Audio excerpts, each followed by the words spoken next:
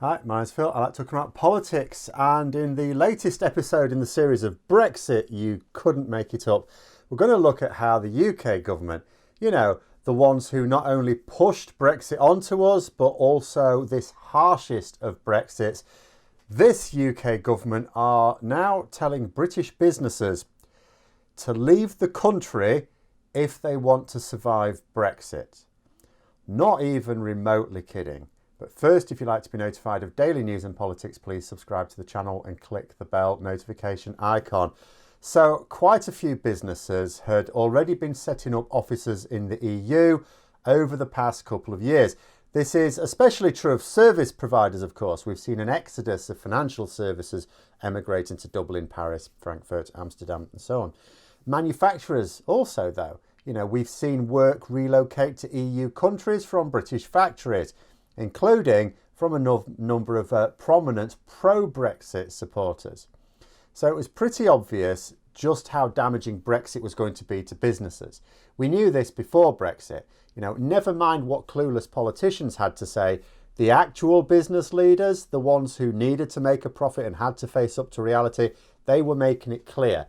Because if they were going to continue to make money, they needed to move some operations abroad. Those who were honest about Brexit were also quite clear as to why they were doing it. Those who had publicly supported Brexit said they were moving for different reasons. Oh yeah, we're all making the move too, but totally different reasons. What reasons then? Oh, yeah. But they all moved regardless of where they stood on Brexit. But now we see a report that the Department for International Trade, which is headed up by Liz Truss, are advising businesses to move some of their operations abroad in order to get past border issues. Now, set yourself up a company in the EU, they say, to get past all that bureaucracy that we said wouldn't happen.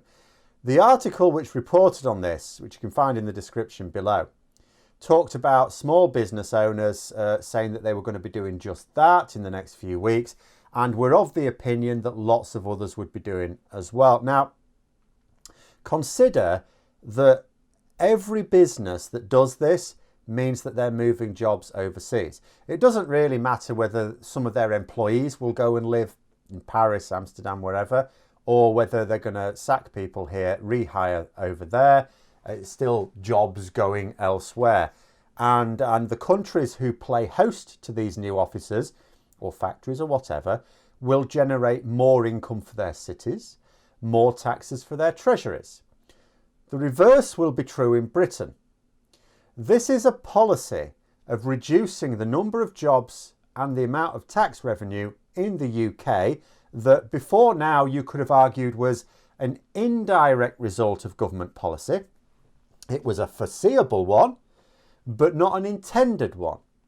But when you have government officials actively advising this, when you have civil servants in a government department advising it, what you basically have is official government policy to encourage British jobs to move overseas. That wasn't on the fine print of Brexit, was it? The government are telling British businesses to move some of their business from Britain to other countries. It's been advised to do this by the very department whose sole job it is, their one job, is to try and work towards the exact opposite. The Department for International Trade, their role is to encourage inward investment, to create conditions whereby foreign businesses want to set up factories and offices in the UK, to employ British workers who will spend that pay in the British economy and pay their taxes to Her Majesty's Treasury. They're now doing the opposite. Even this blew me away to think about it. I mean, it all follows a logical path of Brexit, of course. Businesses are made uncompetitive by Brexit. So to bypass trade barriers, what you do is you set up on the opposite side of that barrier. You set up your base of operations on whichever side of the barrier your customers are. The government, wanting to downplay the amount of trouble that Brexit is causing, they don't want to see businesses complaining about the loss of trade tied to Brexit. So they advise ways to avoid it. Turns out that putting the forms in the bin, as Boris Johnson suggested in 2019, doesn't actually solve the problem. So now the government advises businesses to just move operations that provide for EU customers to the EU. That way, some businesses get past this at a cost to the UK economy, but it should be obvious by now that the government don't care about the UK economy. As more businesses get around the problems, the overall level of protest noise goes down, which is all the government ultimately care about. So it all follows a logical pattern, but it still hits me that 3 weeks after Brexit, I'm here saying that the government are advising British businesses to move to Europe. I mean, wow. And you continue to read the article and it contains everything else you'd expect to see.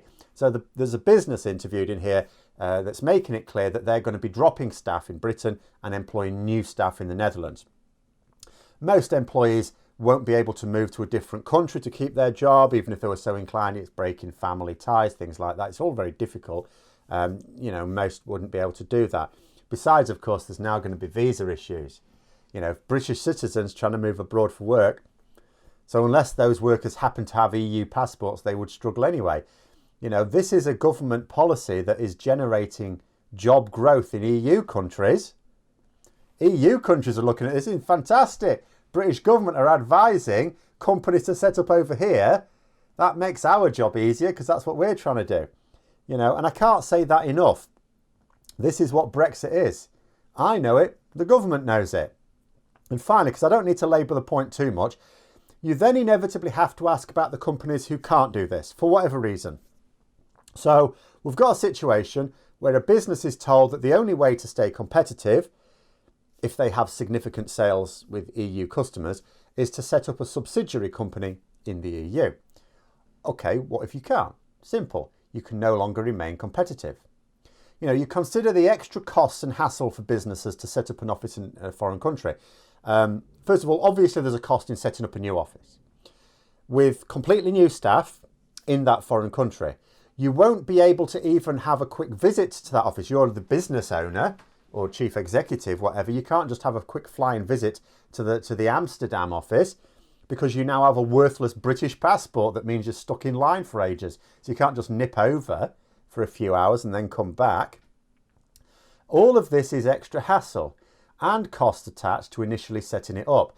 It also means you'll have two sets of employment laws operating in your business before long. One in Britain and one in the EU, just to give your HR department an extra headache. All of that expense and hassle, however, is worth it. That's what we're hearing. It's worth it because the alternative is lost profits. So if you can't go to all that expense and hassle, you just don't have that capacity within your business to do it, it's not that big, for whatever reason, the government have no suggestions for you at all. Because if you decide to read the article that I've linked, I want you to pay very careful attention to the quote from the Department of International Trade senior official second-hand quote, who said that they could see no alternative for this business. So if there's no alternative for this business, what that means is if you can't do this, I've got no way of advising you. You're buggered. That's Brexit.